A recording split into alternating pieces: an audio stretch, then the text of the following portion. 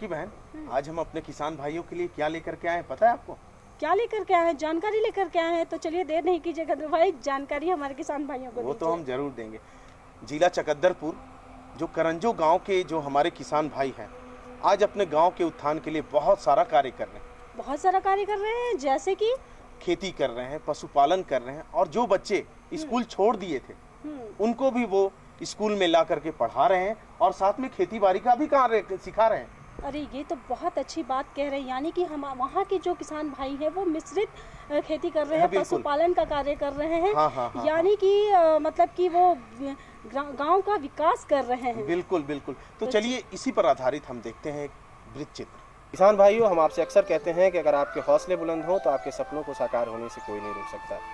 हमारे देश, हमारे राज्य के किसान खेती को एक ही ढर्रे से करते हैं, एक ही तरीके से करते हैं, लेकिन उनमें से कुछ किसान ऐसे भी होते हैं जो अपनी खेती में नए नए प्रयोग करते हैं और एक नए लक्ष्य को प्राप्त करते हैं। आज हम इसी क्रम में आए हुए हैं चकद्दरपुर में और देखेंगे करंजो गांव के ग्रामीण जो है किस तरह से खेती में नए नए प्रयोग कर रहे हैं। उन्होंने जैविक खेती को अपनाया है और साथ ही साथ पशुधन का भी महत्व समझा है। और आज यहाँ के किसान इस कदर इससे सहमत है इस बात से कि पशुधन के बिना कृषि नहीं हो सकती और कृषि को जब तक उन्नत नहीं करेंगे तब तक गाँव का विकास नहीं हो पाएगा। तो आइए चलते हैं इस गांव में और देखते हैं कि यहाँ के किसानों ने किस तरह से जैविक विधि को अपनाया है, पशुधन के महत्व को समझा है और अपने गांव का विकास कर रहे हैं। राष्ट्रपिता महात्मा गांधी ने ग्राम स्वराज और ग्रामो उत्थान को स्वतंत्र भारत के केंद्र बिंदु के रूप में देखा था। आजादी के तकरीबन 7 दशकों के बाद भी पूरे देश में सरकार स्वयं सेवी संगठनों और स्वयं ग्रामीण जनता के प्रयासों से गांवों की तस्वीर और तकदीर बदल रही है। स्वरोजगार, स्वावलंबन, शिक्षा, स्वास्थ्य और सशक्तिकरण के अवसर बढ़े हैं। ग्रामीण अपने जज्बे से, नवाचारों के उपयोग से, श्रम शक्ति के सदुपयोग, कौशल विकास और तकनीकों की जानकारी से गांवों की दशा और दिशा बदलने में कामयाब हुए हैं। राष्ट्रपिता के ग्रामो उत्थान की कल्पना को साकार करने की दिशा में आज की तारीख में कई गांव कामयाब हुए हैं। ऐसा ही एक गांव है पश्चिमी सिंहभूम जिले के बंदगांव प्रखंड के करंजो गांव। करंजो गांव की कहानी भी झारखंड के दूसरे गांवों से दिगर नहीं थी। गरीबी, मुफलिसी, बेरोजगारी का दंश यह गांव भी कभी झेला है। यह भी राज्य के अन्य गांवों की तरह वर्षा आश्रित खेती पर निर्भर किसानों की अपनी मजबूरियां हैं। सैकड़ों हेक्टेयर जमीन या तो एक फसली रही है या वर्षा के अभाव में बंजर। 2 जून की रोटी जुटाना जहां दूध का ढोल रहा हो, वहां शिक्षा, स्वास्थ्य और महिलाओं के सशक्तिकरण की सोच भी बेमानी लगती थी। लेकिन यहाँ के किसान श्रमशील हैं, प्रयोगधर्मी भी हैं। इन्हें संगठनों का सहयोग मिला, तकनीकी जानकारी मिली, प्रशिक्षकों का प्रोत्साहन मिला, रूढ़िवादिता के बंधनों को तोड़ा और फिर ग्रामीणों की भागीरथ कोशिश से विकास की गंगा फूट पड़ी। आइए गांव के विकास की गाथा के नाल सूत्रों की एक एक कड़ के पड़ताल करते हैं। करंजो गांव में झारखंड के अन्य गांव की तरह खपड़ेल घर आंगन में बेलों की जोड़ी और बैलगाड़ी देखी जा सकती है। लेकिन खासियत यह है कि ग्रामवासियों ने पशुधन, खासकर गौधन की उपयोगिता को जाना, समझा और उसके फायदे को सीधे सीधे खेतों से जोड़ा। बहते हुए पानी को रोका और बंजर जमीन को बहुफसली बनाया। शिक्षा के अलख को प्रज्वलित किया, महिलाओं को सशक्तिकरण के लिए आधार प्रदान किया और शिक्षा को संस्कार के साथ जोड़ा। स्वरोजगार के आयामों को देशज तकनीकी के सहारे तलाशा, आय में वृद्धि हुई और फिर कभी पिछड़ा रहा गांव आज की तारीख में एक मिसाल बन गया। इस विषय पर कर्मयोग के विजय तिवारी बताते हैं, इस पूरे इलाके में केवल घास पात हुआ करता था। अभी धीरे धीरे लोग सब्जियों की खेती करना शुरू किए हैं। हालांकि यह बड़ा कठिन काम है इस इलाकों के लिए।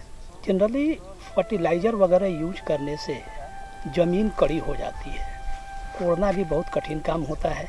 जब से हम लोगों ने करंजो का सेंटर ने जैविक खेती पर बल दिया है, हम प्रायः गांव-गांव घूम के किसानों के साथ एक जागरूकता प्रोग्राम कार्यक्रम रखते हैं। उसमें लोगों को जैविक खेती के फायदे, आय कितना ज़्यादा होगा, फसल की लागत कितनी कम होगी, उसको बाजार इसमें बेहतर मिलेगा या नहीं मिलेगा, इन सब सारी चीज़ों पे चर्चा की जाती है। यह सच है कि रासायनिक उर्वरकों और कीटनाशकों के उपयोग से खाद्यान्नों उत्पादन में आमूल-चूल परिवर्तन आया, लेकिन इसके पीछे के परिणाम भी बेहद गंभीर हैं। रासायनिक उर्वरकों के अत्यधिक उपयोग से जमीन का उपजाऊपन घटा है, जल की आवश्यकता बढ़ी है, केंचुए और मित्र कीटों के साथ साथ मानव स्वास्थ्य पर भी इसका प्रतिकूल असर पड़ा है। रासायनिक खाद के दुष्परिणामों को समझा और फिर जैविक खेती की ओर अग्रसर हुए। उसमें उतना खर्च नहीं लगता है, उसमें थोड़ा फर्क है। स्वाद में? हाँ, स्वाद में भी तो बढ़िया रहता है। गोबर में स्वाद इसका ठीक रहता है, खाद का अलग स्वाद रहता है। ग्रामीण राजेंद्र डांगी अब गोबर खाद का उपयोग करते हैं अपनी खेती में। पहले हम लोग खेती करते थे, यहाँ 5 फुट ऐसा नहीं होता था। बाद में जब संस्था थोड़ा बहुत हम लोग प्रशिक्षण लिए, सीखे, उसके बाद अभी थोड़ा अच्छा खेती हो रहा है। ये कब से हम लोग गोबर से खेती किया ना, तो इतना गोबर का दम है जो कि अभी तक पत्ता एक ठू भी मुझा नहीं, और कीड़ा मकोड़ा भी एक ठू भी नहीं है। और कीड़ा का बात करें तो कीड़ा का वही गौमूत्र और ये को हम लोग ये करके यूज करते हैं, तो फिर कीड़ा एक कुछ नहीं रहता। ग्रामीण सुरजीत महतो बताते हैं कि पहले गांव में रोजगार का साधन नहीं था। लोग जंगलों में जाते थे, पत्ता तोड़ते थे, बीड़ी बनाते थे। रोजगार बहुत कम, वही बीड़ी वड़ी बनाते थे, रोजगार का साधन ही नहीं था। धीरे धीरे हम लोग खेती किया ना, एक जन मान लो हम किए, दूसरा जगह दूसरा किया, तो देखा देखी में अभी पूरा खेती कर रहे हैं गाँव वाला हम लोग का। तो अब गाँव में अगर हम पैसा कौड़ी आमदनी या आर्थिक रूप से अगर बात करें तो क्या बदलाव आ गया है 10 साल में? 10 साल में अभी बहुत बदल गया है, क्योंकि जो पढ़ाई आजकल पढ़ाई युग है ना, बच्चों को पढ़ाई लिखाई रहन सहन ये सब होता है ना, तो वो सब हो नहीं पा रहा था। अभी तो हम लोग मान लो मूली खेती में 20-30 हजार रुपया कमा रहे हैं, तो आर्थिक आमदनी बहुत हो जा रहा है। लेकिन स्थानीय किसान न केवल जैविक खेती से बेहतर फसल उगाने में कामयाब हुए, बल्कि जैविक खाद के उत्पादन का भी काम शुरू किया। तो हम जैविक खेती करते हैं, जो गोबर गाय पाले हैं, गाय पालने के बाद गोबर सबको 10-12 दिन का गोबर दूसरा जगह रख देते हैं, उसके बाद केंचुआ वाला बीज, ये केंचुआ छोड़ते हैं। अच्छा, केंचुआ भी छोड़ते हैं? हाँ, केंचुआ बेड है, बेड, उसी बेड में, और इसको हम लोग 2-4 बार से ज़्यादा ये करते हैं, हल करते हैं। हल करने के बाद उसको कुछ गोबर खाद है ना, जहाँ हम लोग का कोरंजो संस्थान, वहाँ से हम लोग वो जैविक खेती का माने हम लोग पहले लोग वर्मी कंपोस्ट से खेती पर विश्वास नहीं करते थे, लेकिन अब इनके लिए यह स्वरोजगार और स्वावलंबन का आधार बन गया। सिर्फ एक ही बार हम लोग तो आत्मा तरफ से 6,000 रुपये दिया, और बाद बाकी अपना पैसा से धीरे धीरे ये जैसे तैसा बेचते फिर पूरा पक्का सेट बन गया। ये अभी 4.5 लाख तक लगभग खर्चा हुआ है, और हम लोग का अभी मार्केटिंग पर निर्भर है। बनाते हैं, लेकिन मार्केटिंग में हम लोग दिक्कत हो रहा है, और कोई सरकार से कुछ साथ देगा तो फिर हम लोग बढ़ा देंगे बढ़िया से, कोई दिक्कत नहीं। इन्हें विपणन के लिए संस्था का सहयोग मिलता है, उत्पादित वर्मी कंपोस्ट की खपत हो जाती है। जो संस्था उन लोग का यहाँ डिमांड रहेगा, तो हम लोग का यहाँ से उठाते हैं, फिर हम लोग का माल को इधर उधर से कहीं भी हम लोग को मेंटेन करा देता है। फिर भी हम लोग को बंद करने के लिए तो नहीं बोल रहा, हम लोग चाह रहा है कि बंद करें, इन लोग फिर साथ दे रहा संस्था, फिर अभी तक लगा हुआ है। झारखंड में खेती किसानी का एक बड़ा रकबा आज भी वर्षा आश्रित है। राज्य में कई छोटी बड़ी नदियां हैं और औसतन वर्षापात भी अच्छी होती है, फिर भी पानी का संचयन न होने के कारण मिट्टी प्यासी रह जाती है और किसान फसलों का उत्पादन नहीं कर पाते हैं। करंजो गांव के लोगों ने इस बात को समझा और साथ ही यह भी समझा है कि खेती से भूमि की जलधारण क्षमता बढ़ती है, सो ग्रामीण ने गांव में चेक डैम का निर्माण किया। ये था अभी पानी का ये के कारण ये सब नहीं हुआ, लेकिन अभी फिलहाल चेक डैम है, उन्हीं के ये में हम ये सब सिंचाई किए हैं। चेक डैम कब से है यहाँ पे? चेक डैम शायद हो गया 3-4 साल हो गया। 3-4 साल। तो जब चेक डैम नहीं था, ऐसे ही पानी बह जाता था, तब क्या होता था? इस खेत में क्या स्थिति रहता था? ऐसे ही मतलब उसी समय तो ज़्यादा ये नहीं बनता था, ऐसे ज़्यादा हल्का फुल्का लगाते थे पहले भी। फिलहाल चेक डैम बन करके लगा रहे हैं। करंजो गांव में जैविक खेती और जल प्रबंधन के विषय में ललन शर्मा बताते हैं। इस गांव में पहले 3 साल पहले कोई भी खेती केवल वर्षा आधारित होती थी। आज यह चेक डैम बन जाने से, थोड़ा सा पानी की सुविधा होने से गांव के लोग अपने परिश्रम से गांव के इस बंजर भूमि को भी बिल्कुल हरी कर दिए हैं। आज के समय में 3 फसल यहाँ होने लगा है। पानी का बहुत बड़ा स्रोत नहीं है, लेकिन वर्षा के पानी को केवल छोटा सा चेक डैम बनाने से इस नाले में पानी का जो तल है उसको थोड़ा सा उठा दिया गया है और उसी के माध्यम से ये सब इसको ऊपर लिफ्ट करके या तो लगाते हैं यहाँ से आपका डीजल पंप, अन्यथा फिर हेड लोड करके पानी ले जाते हैं। और इतना बड़ा एरिया में हमको लगता है कम से कम 100 एकड़ एरिया को आज सब्जी की खेती में बदल दिया। जिस खेत में केवल काशी होती थी, उस खेत से आज 3 फसल होने लगे हैं। लोगों के आर्थिक विकास हुए हैं और उससे अधिक बात यह है कि घर में आय जब आने लगता है तो कई तरह के लोग उससे अपने घर के लिए और चीज़ सोचने लगते हैं। सबसे अच्छी बात यह होगी, घर में पोषण का समस्या का समाधान हो गया। आज हर घर में सब्जी की खेती हो रही है, लोग फल के पौधे लगाने लगे हैं और उससे इनका स्वास्थ्य में सुधार हो रहा है। तो हम देख रहे हैं कि कुपोषण की समस्या इनके गांव से दूर हो रहा है और पानी उसमें बहुत बड़ा माध्यम है। विशेषज्ञ बताते हैं कि किसान अब अनाज और सब्जियों का ही उत्पादन नहीं कर रहे हैं, बल्कि अब फलों का भी उत्पादन कर रहे हैं। किसानों को पोषण मिल रहा है और खाद्य प्रसंस्करण से आमदनी भी बढ़ रही है। आधार पर उद्योग की जहाँ तक बात है तो आप देख रहे हैं जिन क्षेत्रों में हम जा रहे हैं सब्जियों की इतनी खेती होने लगी है। अब सभी किसानों के यहाँ फल के भी खेत अच्छे उत्पादन होने लगे हैं। हम अच्छे उनको इम्प्रूव वेराइटी के फल, अमरूद, आम, अनार, केला, पपीता ये सब उपलब्ध करा रहे हैं। हमारी नर्सरी है, किसान उसको अपना रहे हैं। एक तो उनके घर का पोषण ठीक हो रहा है, उसके आधार पर आज एक कई तरह के ग्रामोद्योग खड़ा हो रहा है। फूड प्रोसेसिंग की व्यवस्था होने से इनका वैल्यू एडिशन होता है और वो भी आज अच्छे मूल्य इनको दे रहे हैं। उसी प्रकार से खेती के आधार पर ही खेती के जो सड़े गले कचरे थे उसको आधार बना करके हम लोगों ने मशरूम की खेती शुरू की। बहुत सारी महिलाएं आज मशरूम की खेती करके अपना भी स्वास्थ्य ठीक कर रही हैं, बाजार में उन्हें अच्छा मूल्य मिलता है। खेती किसानी का संबंध हमारी जीविका तक ही नहीं रही, बल्कि यह हमारी संस्कृति और शिक्षा से भी जुड़ी रही है। विकास का सशक्त आधार शिक्षा है। करंजो गांव के बच्चे अब श्रमानंद में संस्कार के साथ साथ खेती किसानी के गुण भी सीख रहे हैं। संस्कृत की शिक्षा देने के पहले जो भारतीय संस्कृति हमारा है, अभी के जो नौजवान है संस्कृत पढ़ाई छोड़ दे रहा है ना। ये भारतीय संस्कृत आधारित, अगर हम लोग ये वेद भाषा है, अगर ये रहेगा तो वेद का पाठ होगा, है ना।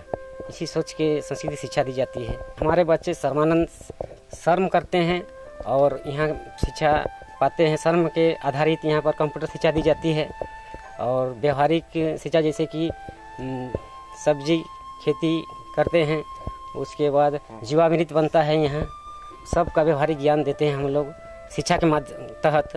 तो पढ़ाई के अलावा जो व्यवहारिक आप शिक्षा लेते हैं, तो व्यवहारिक शिक्षा में क्या क्या लेते हैं? ये सिलाई कटाई, बढ़ाईगिरी, कंप्यूटर, हैंडलूम और खेती से संबंधित भी कुछ सीखते हैं? हाँ जी। क्या सीखते हैं? नर्सरी में पौधा कैसे लगाया जाता है जी, पानी कैसे। तो जब ये सब चीज सीख जाइएगा जी, तो इसका उपयोग आप कहाँ कीजिएगा? गांव में अपना गांव में जी। सूचना क्रांति के इस दौर में तकनीकी शिक्षा के उपादानों की जानकारी के बिना विकास की कल्पना संभव नहीं है। ग्रामीण देश दुनिया की तकनीकों से जुड़ने के लिए कंप्यूटर का प्रशिक्षण ले रहे हैं। वहाँ का सॉफ्टवेयर हम लोग यहाँ पे इंस्टॉल किए हैं। IIT स्पोकन ट्यूटोरियल है, उसके अंतर्गत जब हम लोग अलग कहीं इंस्टीट्यूट में जाते हैं तो कोर्स करते हैं ना, DCA कोर्स करते हैं 6 महीना का, वही हम लोग यहाँ 3 महीना का कराते हैं। उसका नाम है स्पोकन ट्यूटोरियल, ठीक है। उसमें सब चीज़ है। हम लोग पहले थ्योरी, इसमें थ्योरी करवाने का आपको कोई मतलब ही नहीं है। इसमें थ्योरी और प्रैक्टिकल हम लोग साथ साथ करते हैं। महिला सशक्तिकरण के लिए महिलाओं को स्वावलंबी बनाना एक बड़ी चुनौती रही है। आधी आबादी की उपेक्षा से समाज का कोई भी वर्ग प्रगति की ओर अग्रसर होने में कभी कामयाब नहीं हो सकता। स्वावलंबन से स्वाभिमान की ओर की धारणा को सफलीभूत करने के उद्देश्य से करंजो गांव की महिलाएं सिलाई कढ़ाई का प्रशिक्षण ले रही हैं। ऐसा कार्यक्रम है जो लड़की घर में रह रही है या तो समाज के अंदर रह रही है तो उसे तो अपने स्वावलंबन के लिए कुछ ना कुछ करना पड़ेगा।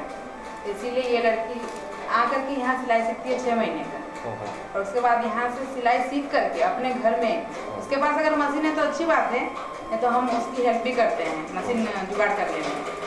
घर में मशीन लेकर के वो सिलाई करती है और अपना जो हुनर है वो दूसरे को बांटती है, लड़कियों को सिखाती भी है। और यहाँ से सीख करके गई लड़कियाँ अपना उपकेंद्र भी चला रही हैं। महिलाएं पढ़ाई और प्रशिक्षण के बीच समन्वय स्थापित कर स्वावलंबी बन रही हैं। कभी घर की दहलीज न लांघने की नसीहत देने वाले पुरुष अब करंजो गांव की महिलाओं को स्वावलंबन के लिए प्रोत्साहित कर रहे हैं। नहीं, वो लोग बोलते हैं कि हम सीखेंगे सब कुछ, हम लोगों को भी फायदा मिलेगा, सब कुछ बोलते हैं वैसे। और ये सिलाई सीखने के बाद आपको क्या लगता है कि अपने जीवन में आप लोग क्या कर सकते हैं? क्योंकि माना जाता है कि जब तक महिलाएं खुद सशक्त नहीं होंगी तब तक घर में या परिवार में या समाज में विकास नहीं होगा। तो आपको क्या लगता है कि महिलाओं को भी इस तरह के हुनर अपनाने चाहिए? जी, महिला लोगों को भी, लड़की लोगों को भी सीखना चाहिए सिलाई, आगे बढ़ सके, कुछ सिल सके अपना के लिए। कभी कुपोषण, अशिक्षा और सिंचाई के साधनों से जूझते करंजो गांव के लोगों ने यह जान लिया है कि विकास का पहिया प्रशिक्षण, तकनीकी ज्ञान, देशज संसाधनों का भरपूर उपयोग और सशक्तिकरण की धुरी पर घूमता है। तब उन्होंने क्षमता सृजन का लक्ष्य तय किया, रूढ़िवादिताओं को तोड़ा और प्रयोगधर्मी बनकर प्रगति पथ पर आगे बढ़ने लगे। संस्थाओं के सहयोग, विशेषज्ञों की सलाह और कुछ कर गुजरने के जज्बे से करंजो गांव की जो तस्वीर खींची है वह झारखंड के अन्य गांवों के लिए प्रेरक है, मिसाल है। तो देखा किसान भाइयों आपने कि किस तरह से ग्राम उत्थान संस्थान ने यहाँ के किसानों को जैविक खेती के साथ साथ पशुधन के महत्व को समझाया है। उन्हें बताया है कि पशु आधारित खेती करने पर ही उनकी उन्नति है और गाँव वाले भी इस बात को समझते हैं। आज इनके गाँव में चेक डैम है, पानी की व्यवस्था है, वो और यहाँ के बच्चे पूरी तरह से कृषि में ही रम गए हैं। वो नहीं चाहते हैं कि यहाँ से वो बाहर जाएं। एक किसान ने हमें यह भी बताया है कि कच्चा गोबर 2 रुपये, लेकिन उसको जब वर्मी कंपोस्ट बनाते हैं तो 10 रुपया। तो ये एक विकास की परिकल्पना है, विकास का रास्ता है और आशा करते हैं हमारे किसान भाई भी हमारे कार्यक्रम से लाभ लेंगे और वो जानेंगे कि अपनी खेती में किस तरह से बदलाव करके वो भी विकास को पा सकते हैं, विकास के उस लक्ष्य को छू सकते हैं। तो आज के लिए इतना ही। अगले अंक में फिर मुलाकात करेंगे किसी और जगह पे और जानेंगे वहाँ पे क्या चल रही है विकास की नई नई गतिविधि। जानकारी कैसी लगी झुमकी भाई? कद्दू भाई, जानकारी तो बहुत अच्छी लगी और हमारे किसान भाइयों को भी इससे बहुत फ़ायदा होगा। अगर किसान भाई आप भी इसी तरह मिश्रित खेती, पशुपालन का कार्य और उन किसान भाइयों की तरह करना चाहते हैं तो ज़रूर कीजिएगा। आपको इसमें लाभ ही लाभ मिलेगा और उसी गाँव की तरह आपका गाँव भी बहुत तरक्की करेगा। बात तो सही है, लेकिन वक्त है जो ठहरता नहीं। अब हमें अपने किसान भाइयों से विदा लेने का वक्त आ गया है। तो हम चाहेंगे कि आप कागज कलम उठाएं और हमारा पता नोट करें। हमारा पता है कार्यक्रम कृषि दर्शन, कृषि प्रकोष्ठ, द्वारा केंद्र निदेशक, दूरदर्शन केंद्र, रातू रोड, रांची, 3 संख्या 834001। किसान भाइयों, हमें दीजिए इजाजत। अगले अंक में हम ढेर सारी जानकारियों के साथ आपके बीच उपस्थित होंगे। तब तक के लिए नमस्कार।